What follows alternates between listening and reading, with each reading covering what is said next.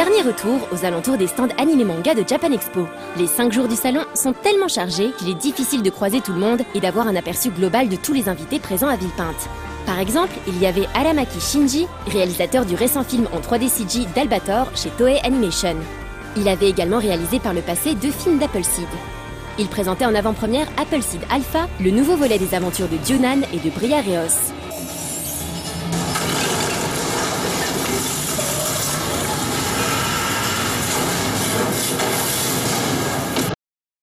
On pouvait croiser également de manière inattendue l'immense producteur Maruyama Masao.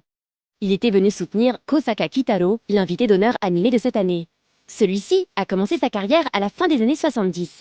Bercé par les œuvres de Matsumoto Leiji et de la première série de Gundam, il débute d'ailleurs sur la série Galaxy Express 39.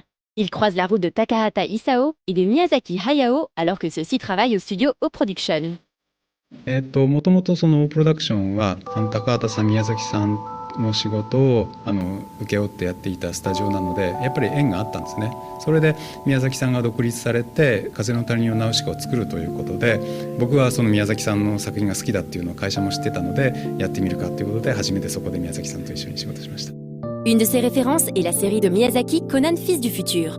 Son émotion est donc de manière compréhensible des plus grandes quand il peut rejoindre l'équipe de Nausicaa. いやそれはやっぱり興奮しましたしそのドキドキするのと一緒にまた自分の力がその通用するのかどうかっていう、不安もあり本当になんていうんですかね複雑な心境で作画に参加しました。La première rencontre avec le maître ne fut pas forcément des plus évidentes.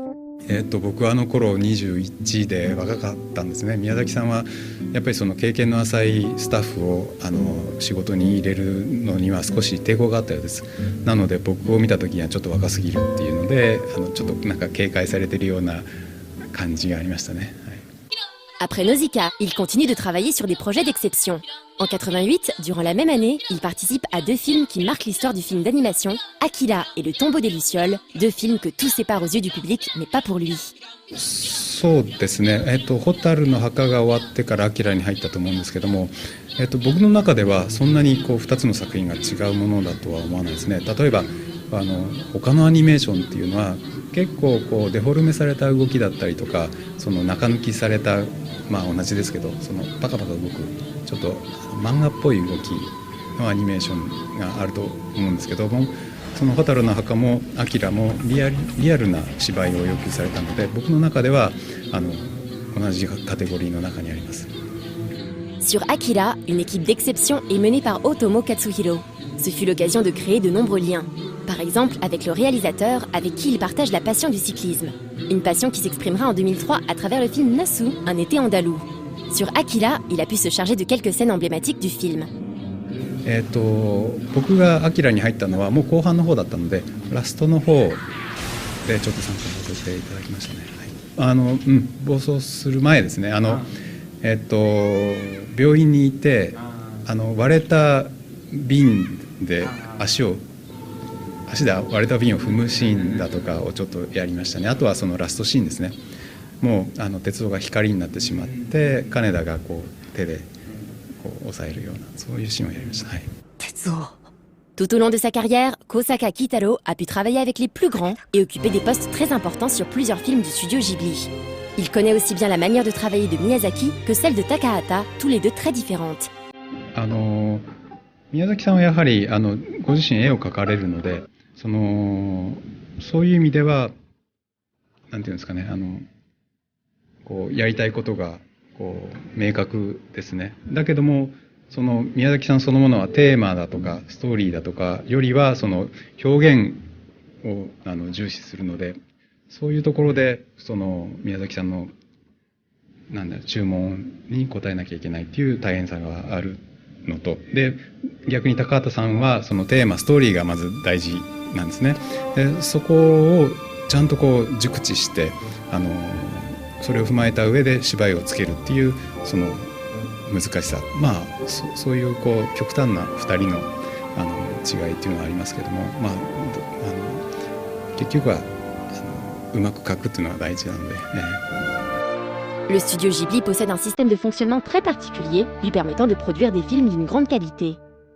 まあ、そのスタジオジブリは特にその総力が高いので、必ずしもそのアニメーターとかその背景を描く人だとかその色を指定する人たちがそのトップクラスですけども、さらにそこの各々のセクションのレベルが高くって、なおかつその他の部署の足りない部分も補完するような仕事ぶりなので、なかなかちょっと他のスタジオでは真似できないクオリティになっていると思いますね。Le studio est entré dans la promotion de son prochain film Omoide no Marni, réalisé par Yonebayashi Hiromasa. À n'en pas douter, une des questions qui doit lui être le plus fréquemment posée, c'est de savoir comment il envisage le futur de Ghibli. なんか先日アヌシーで高畑さんが招待されて、最後の作品だそうですねという質問に激怒されたそうですけどもそれは宮崎さんもまだわからないですね。とりあえずやっぱりお年ですし、ものすごい一本映画を作るっていうのは体力がいることなので、今は休んでいるんだと思うんですけども、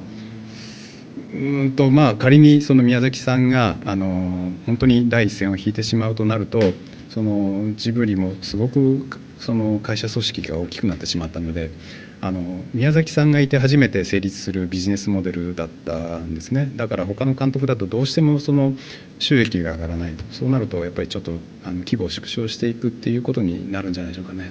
Il a régulièrement collaboré avec le studio Ghibli, même s'il peut travailler sur bien d'autres œuvres.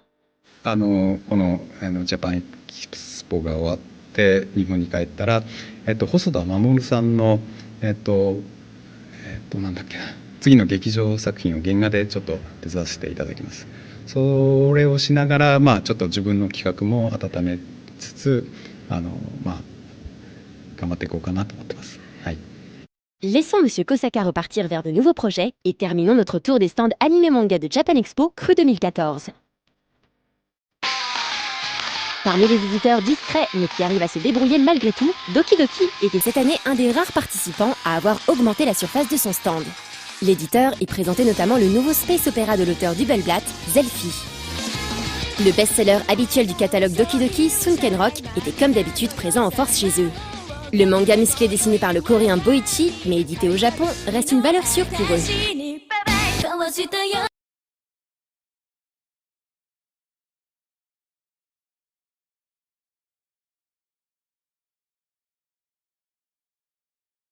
Qui a été créé en 2006 et avait connu un premier Japan Expo assez rock'n'roll. On a fait le premier Japan Expo 2 mois après notre création. On a un petit stand de 2 mètres carrés, on avait 3 bouquins qui se battaient en duel. Et là, on voit vraiment le changement par rapport à cette époque. Une des particularités qu'on a sur le stand de Doki Doki, c'est que nos vendeurs sont aussi nos traducteurs pour la plupart. Et ça, c'est vraiment génial parce que déjà, on se retrouve comme une famille, tous ensemble. Et puis, ça permet aussi aux traducteurs de rencontrer directement les lecteurs de ce qu'ils font. Et je pense que ça, il ressort avec un surcroît de motivation parce qu'ils reçoivent tellement de compliments et d'ondes positives. Le traducteur, une personne rarement mise en lumière. C'est l'occasion ou jamais d'en savoir un peu plus sur son travail. Je suis traducteur de japonais vers le français, bien évidemment, et je travaille essentiellement sur la traduction de manga pour plusieurs éditeurs, et je fais aussi du sous-titrage de dessins animés, d'animés. Alors j'ai commencé chez Doki ça fait 8 ans déjà, j'ai fait quelques petites séries. En ce moment, la série qui marche fort et sur laquelle j'ai travaillé, c'est Zelfie, qui est juste derrière moi. J'ai fait également la série des Tokyo Toy Box et Giga Tokyo Toy Box sur le monde du jeu vidéo. Et entre autres, parce qu'il y en a beaucoup, Sacred Blacksmith, donc un truc d'Heroic Fantasy, une série d'Heroic Fantasy. Voilà. Pour traduire un manga, la méthode reste encore aujourd'hui des plus pragmatiques, avec un support avant tout bien physique. C'est-à-dire qu'on prend le livre, on numérote chaque texte, chaque onomatopée. Et ensuite, on fait un document Word qui correspond exactement. Donc, page 30, il y a tant de textes, tant d'onomatopées, etc. Et les compétences nécessaires pour traduire les aventures de ses personnages préférés semblent évidentes également. Un simple rappel n'est pourtant jamais de refus. Pour les jeunes qui démarrent, je dirais que ce serait un petit peu plus difficile. Parce que justement, il y a déjà certains traducteurs qui ont pignon sur rue et qui connaissent très bien le monde de l'animé et du manga. Mais il faut faire ses preuves. Et je dirais que le plus important, évidemment, c'est d'avoir un bon niveau de japonais, ça c'est indéniable, mais c'est pas seulement, c'est pas le plus important. Le plus important, c'est d'avoir un bon niveau de français. Enfin, vous allez découvrir la joie du Becherel, les délices des accords et de la concordance des temps, mais c'est pour la bonne cause. Un séjour prolongé au Japon est également une étape primordiale. Autre évidence, le traducteur est lui aussi assujetti aux évolutions du marché. Sans manga à traduire, pas de traducteur. Et maintenant, je travaille avec plus d'une dizaine, entre le manga et l'animé, plus d'une dizaine de clients différents, donc d'éditeurs différents. Donc ça, c'est une chance parce que je fais beaucoup de choses différentes. Donc je m'amuse bien, finalement, dans mon travail, ce qui est une chance. Mais on sent quand même qu'il y a beaucoup, voire peut-être beaucoup trop de titres qui sortent.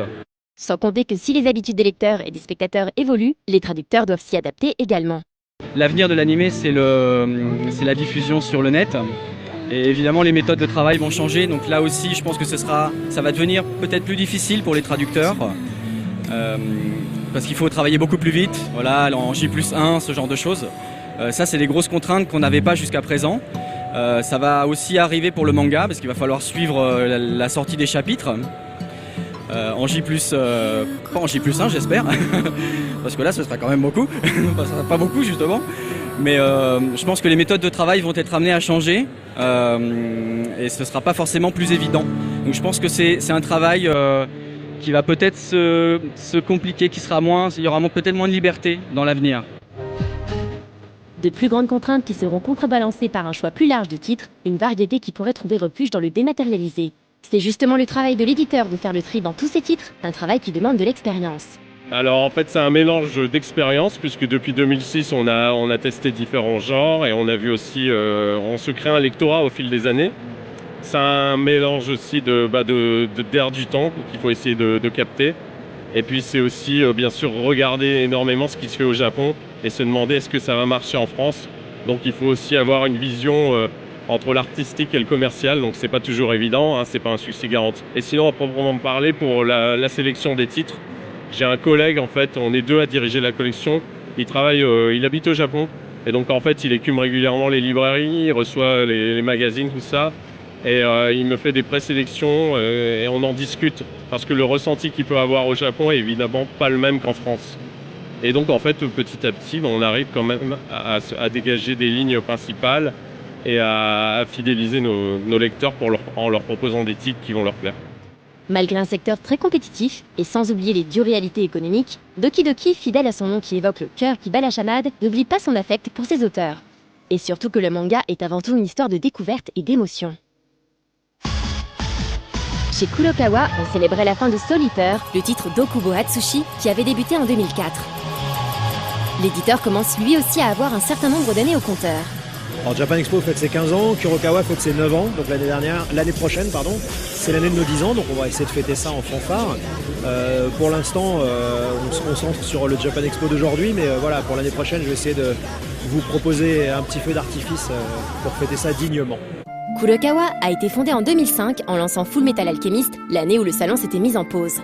Qu'à cela ne tienne, les premiers souvenirs de Japan Expo pour l'éditeur datent de 2006. Ça va forcément être celui de 2006. Qui était assez particulier parce que c'était la première fois que j'y étais en tant qu'exposant, même si je l'avais déjà fait derrière une table, que ce soit pour Animeland ou pour France 5 en 2003-2004. Là, c'était la première fois que je vendais des choses de manière professionnelle, on va dire.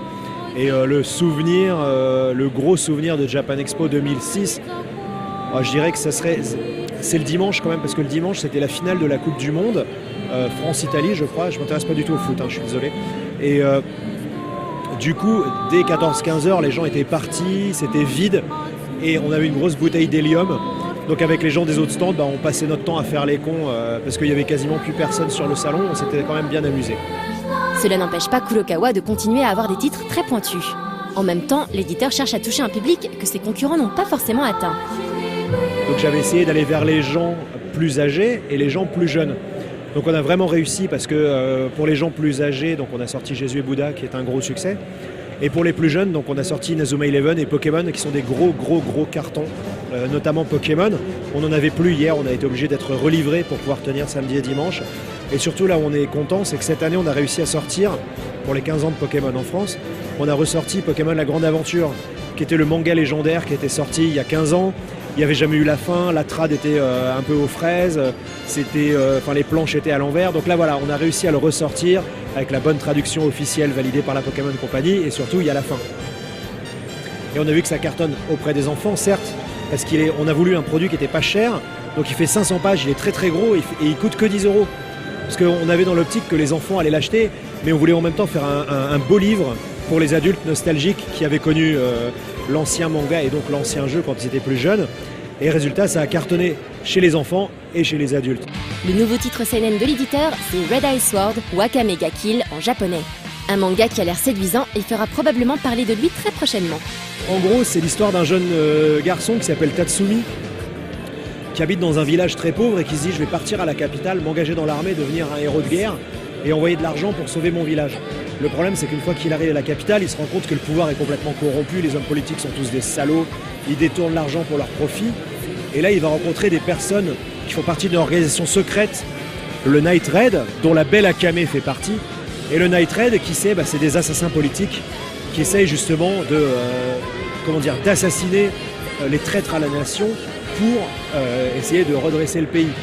Kurokawa proposait également de nombreuses autres activités.